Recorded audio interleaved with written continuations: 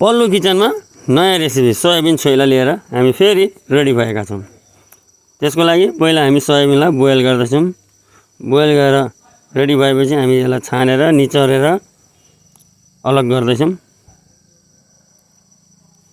पल्लो किचनलाई सब्स्क्राइब गर्न बाँकी रहनु भएकाले सब्स्क्राइब गर्नु होला। हामीले टमाटर पनि बोइल गर्यौँ र यो सोयाबिनलाई पनि हामी हल्का फ्राई गर्छौँ।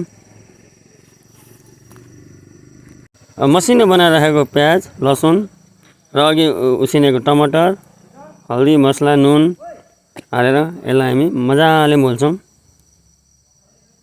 एकदम मोल्छौँ हेर्दै चस्सा मिठो हुने गरी मोल्छौँ।